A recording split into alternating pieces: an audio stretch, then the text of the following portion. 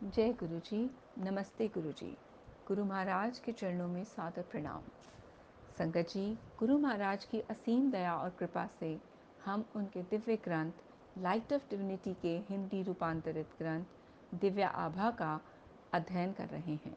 इस पठन को आगे जारी रखते हुए जो सत्संग आज हम पढ़ेंगे उसका शीर्षक है नाविक का मार्गदर्शन। 1995 में श्री राय, जो अब एक जहाज के कप्तान हैं, जालंधर में अपने घर पर थे जब उनकी बाएं आंख की दृष्टि धुंधली हो गई। परीक्षण से पता लगा कि उनकी आंख के पीछे के पर्दे में आ रही एक स्नायु में समस्या थी। सौभाग्यवश उस समय उनकी मां और पत्नी डिफेंस कॉलोनी में गुरुजी के मंदिर में किसी का कोई आदेश लेकर गई थी। उसके पश्चात उनकी मां चाहती थी कि उनका पुत्र गुरुजी के दर्शन के लिए जाए। राय ने पहले मना कर दिया, पर फिर वह अपनी मां को वहां तक छोड़ने के लिए मान गए। वहां पहुंचने पर वे उत्सुकतावश अंदर भी आ गए। मातृभाव से प्रेरित राय की मां चाहती थी कि उनका बेटा पुनः ठीक हो जाए। उन्होंने गुरुजी को अपने पुत्र की समस्या के बारे में बताया तो गुरुजी ने उनको एक अन्य कमरे में जाकर प्रतीक्षा करने को कहा। राय उस कमरे में अधीर होकर चले गए और उनके मन में विचार आया कि वे वहां पर क्या कर रहे हैं।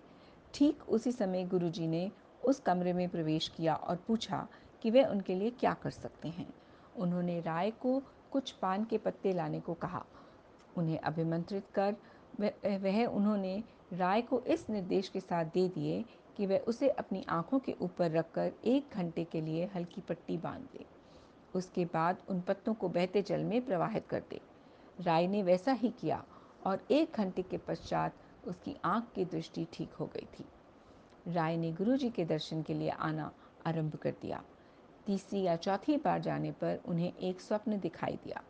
स्वप्न में उन्हें उठाया गया और उन्होंने देखा कि उनके कमरे की दीवार पर नीली आभा है। उसमें उन्हें शिव दिखाई दिए और उसके पीछे पीले कपड़े धारण किए गुरुजी। पर गुरुजी के सर के स्थान पर शिवलिंग था। उन्होंने अपनी पत्नी अनु को जगाया, पर तब तक वह आभा अदृश्य हो गई थी। उस समय तक राय शिव को मात्र कल्पना मानते थे। गुरुजी ने राय परिवार पर अपनी कृपा करनी आरंभ कर दी थी। अनु को पीठ के निचले हिस्से में मेरुदंड का एक चक्र हिला हुआ था। वह सदा चौड़ी पेटी बांधे रहती थी। चिकित्सकों के अनुसार उसका एकमात्र निवारण शल्य क्रिया था, परंतु उसमें सबसे बड़ी विपदा थी कि अनजाने में किसी अन्य नस को चोट पहुंचने से लकवा हो सकता था। गुरुजी को इस समस्या का पता लगने पर उन्होंने 1 चम्मच अनु की पीठ पर लगाकर निरीक्षण किया। उसकी वेदना तुरंत समाप्त हो गई और पुनः कभी नहीं हुई। उसके थोड़े दिन पश्चात जब वे दंपति हेमकुंड साहिब गए, वहां पर 22 किलोमीटर का पैदल का मार्ग है। अनु सबसे आगे चल रही थी। राय को अपने जहाज पर जाने में 1 आध मास का समय और बचा था। उन्होंने अपनी मौसी, जिनके हृदय का वाल्व बदला जा चुका था, जालंधर बुलाने का निश्चय किया, जिससे गुरुजी के आशीष का फल प्राप्त हो सके। इस अंतराल में गुरुजी उनसे सदा पूछते रहते थे कि वे जहाज पर कब जा रहे हैं, तो उसका उत्तर 1 मास ही रहता था। वह राय को एक शब्द भी सुनने को कहते थे, जिसके शब्द कुछ इस प्रकार थे: नया भक्त पहली सीढ़ी पर ही है, पर उसने सबको आस्था के मार्ग पर बुलाना आरंभ कर दिया है। तथापि इन संकेतों को अनदेखा कर राय अपनी योजना के अनुसार पुणे गए और मौसी को लेकर वापस आए। जब वे गुरुजी के दर्शन के लिए गए तो दर्शन सहज नहीं हुए। भक्त बताते थे कि गुरुजी पाठ कर रहे हैं, या तो मुख्य द्वार ही बंद होता था। स्पष्टतया कुछ विशेष बात थी। फिर एक दिन दर्शन हो ही गए। गुरुजी ने मौसी को आशीष दिया और पुणे वापस जाने को कहा। गुरुजी ने इस कथन की अवहेलना हुई।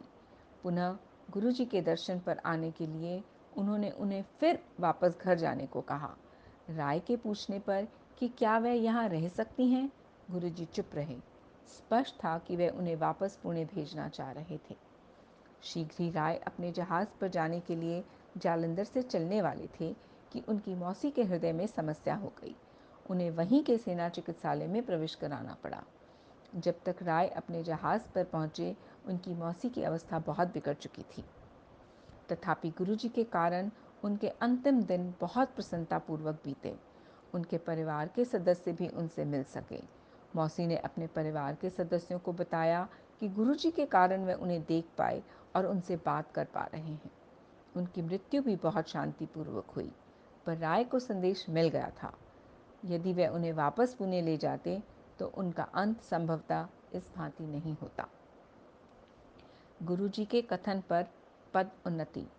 राय एक बार अपनी कंपनी बदलना चाह रहे थे, क्योंकि अपने कार्य में दक्ष होते हुए भी पिछले 4 वर्ष से जहाज के कप्तान के पद पर उनकी उन्नति रुकी हुई थी। वे चंडीगढ़ में अपनी पत्नी का जन्मदिन मना रहे थे जब उनको मुंबई में एक अन्य कंपनी से फ़ोन आया। उन्होंने उन्हें कप्तान का पद पर लेने की बात कही। राय गुरुजी की आज्ञा लेने दिल्ली आए तो गुरुजी ने केवल घुम आ कहकर कह दिया। मुंबई पहुंचकर राय ने नियम अनुसार अपने स्वास्थ्य परीक्षण कराए और फिर उस कंपनी के अधिकारियों से मिले। वार्तालाप करते हुए उन्होंने उनके व्यवहार में परिवर्तन देखा। वे उनको कप्तान बनाने से पूर्व 2 मास तक जहाज पर कार्य करने को कह रहे थे। राय ने मना कर दिया। वापस आकर उन्हें पता लगा कि उनकी पुरानी कंपनी उन्हें वापस बुला रही थी। गुरुजी ने उनके साथ कार्य करने का परामर्श दिया। फलस्वरूप राय स्कॉटलैंड गए, जहां पर उनका जहाज बंदरगाह पर आने वाला था। जहाज 2-3 दिन देरी से आया और वे वहीं पर रहे। जिस दिन जहाज आने वाला था, राय को एक स्वप्न आया। उन्होंने गुरुजी को उन्हें एक तिथि बताते हुए देखा, 15 जुलाई। उनकी नींद टूट गई और बहुत सोचने पर भी इस तिथि का अर्थ समझ नहीं आया। जब जहाज आया तो उन्हें जहाज के प्रमुख को निवृत्त नहीं करना था, परंतु जहाज प्रमुख को निर्देश था कि वे राय को कैरिबियन तक अपने साथ कार्य करवाते हुए ले जाएं और वहां पहुंचकर राय को जहाज का उत्तरदायित्व सौंप दें। राय को इस बारे में कुछ नहीं पता था।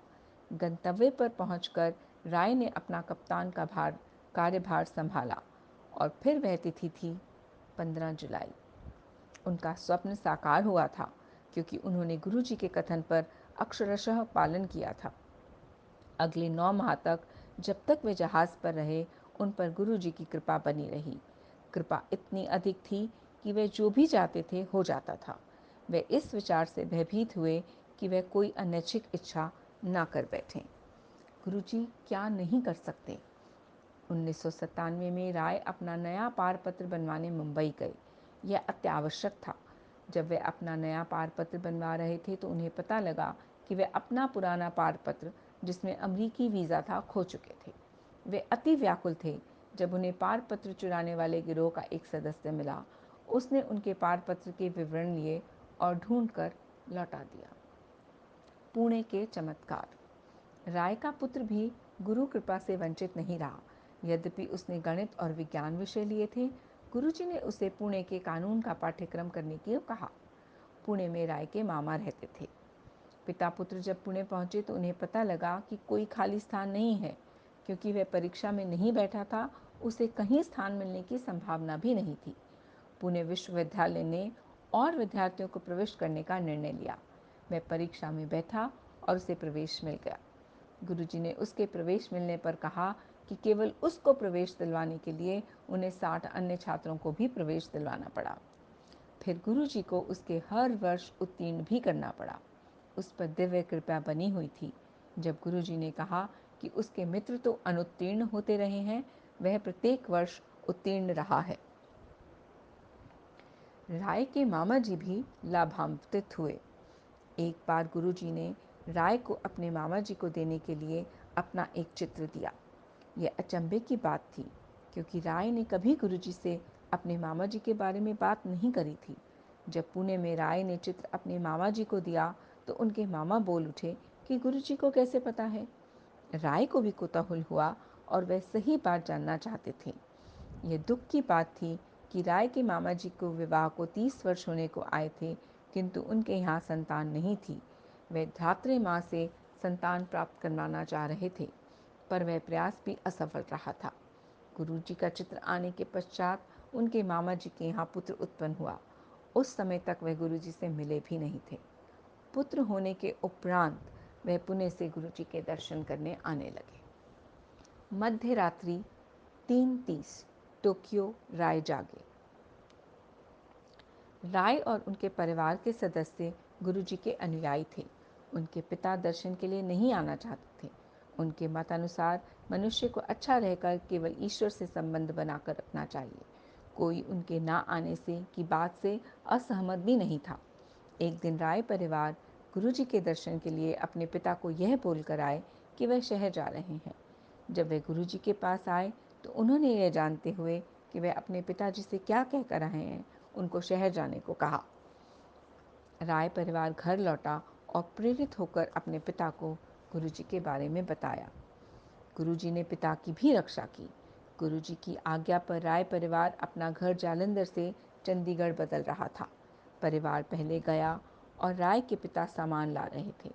उसमें गुरुजी का चित्र भी था। जिस दिन राय के पिता चंडीगढ़ के नए घर में पहुंचे, उनको दिल का दौरा पड़ा। उन्हें सेना चिकित्सालय में ले गए। गुरुजी उस समय दिल्ली में थे और राय अपने जहाज़ टोक्यो में। राय अपने कक्ष में सो रहे थे जो अंदर से बंद था और उन्हें ऐसा लगा कि कोई पैर हिलाकर उनको जगा रहा है। उसी समय उनकी पत्नी का फ़ोन आया कि उनके पिता की स्थिति ठीक नहीं है।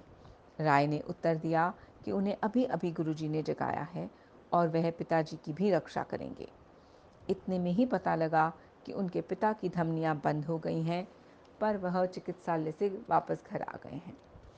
10 दिन बाद वे पुनः चेतना खो बैठे। इस बार गुरुजी को समस्या से अवगत कराया गया। उन्होंने दंपति को बुलाकर उपचार किया।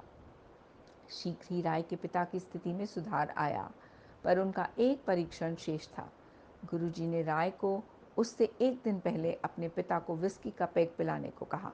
जब परिणाम आया तो चिकित्सक कुछ नहीं बोले। वह परिणाम लेकर अन्य चिकित्सकों के पास गए। वापस आकर विस्मित चिकित्सक ने बताया कि हृदय तो बिल्कुल ठीक है। यदि पिता का रोग निदान हुआ था तो माँ को भी गुरुजी का आशीर्वाद प्राप्त हुआ था। जालंधर में एक बार नहाते हुए उन्हें प्रतीत हुआ कि गुरु ग्रंथ साहिब के पृष्ठ खुलते जा रहे हैं और उसमें गुरुजी की मुखाकृति दृष्टिगोचर है। उनकी माँ ने कहा कि दिव्य आत्मा ने स्वतः ही पाठ करवा दिया। शुक्राना गुरुजी। संगत जी, यह सत्संग रवि राय, ह्यूस्टन, अमेरिकी संयुक्त राज्य अंकल का है। पाठ पढ़ते वक़्त मुझसे हुई जो भी भूल हो, उन सब के लिए मैं गुरु साहिब और आप सबसे हाथ जोड़कर क्षमा मांगती हूँ। जय गुरु जी।